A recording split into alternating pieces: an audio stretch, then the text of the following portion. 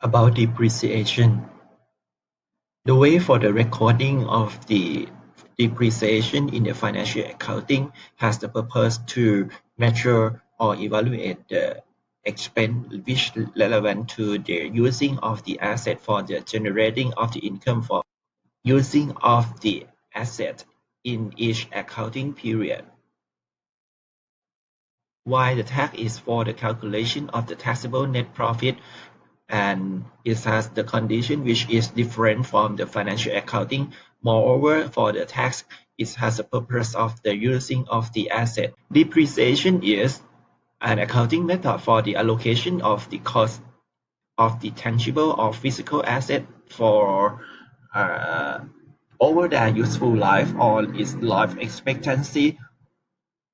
About the intangible asset or non-physical asset, it will be called as the amortization, where the way for the recording of the expense in each accounting period is it has the same concept of the recognition of the expense in each accounting period. Depreciation represents how much of the asset value have been used, where depreciating asset help the company to earn the revenue for the asset that they use, while the expensing of the portion in each asset as the cost of each accounting period for the asset using to amortize and matching with their recognition of the income. However, in financial accounting, the new standard says that where the asset is permanently stopped to use in the business, although it is not fully depreciation or the fully of the useful life, depreciation will not be calculated and charged into the account for the asset which already permanent stop.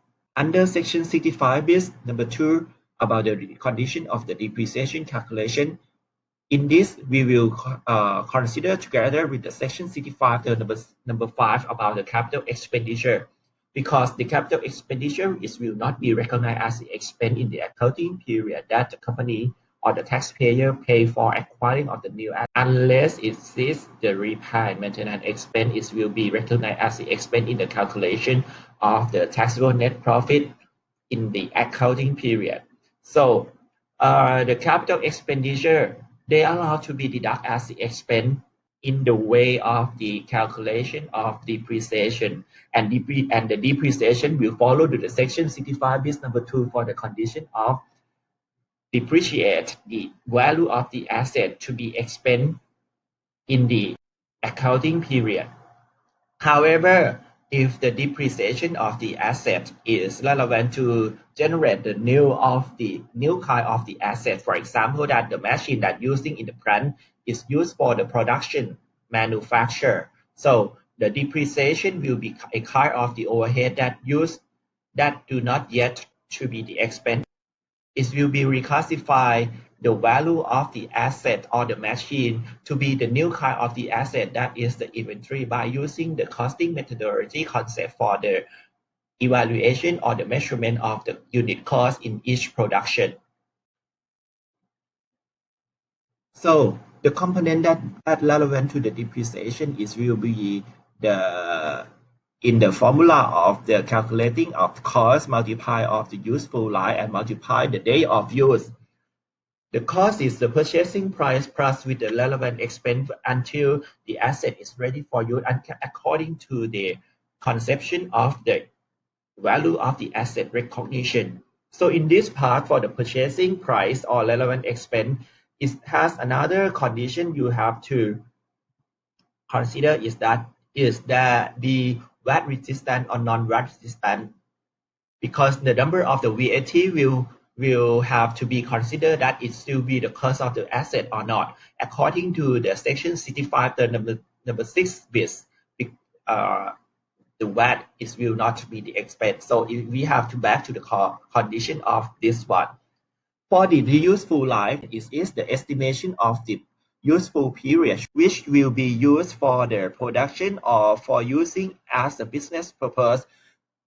The estimation of the useful life normally will be considered on the economic useful life which the asset expect to be used in such item of the asset and it will be vary to the specification of the asset, qualification of the asset, and the way to use of the asset. However, for the useful life in the tax, it has a condition prescribed in the Royal Decree number 145, which is allowed to be deducted as the expense. The number of the asset that can be depreciated shall be estimated for the useful life not less than 100 divided by the percentage allowed under the law. The number of the percentage allowed is 5%. It means the useful life of the asset shall be 100 divided by the 5.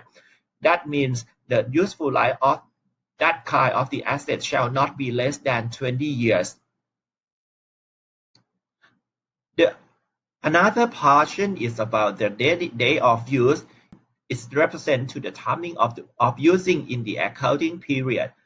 To measure the number of depreciation by reference to the number of the period that they use the asset in the accounting period.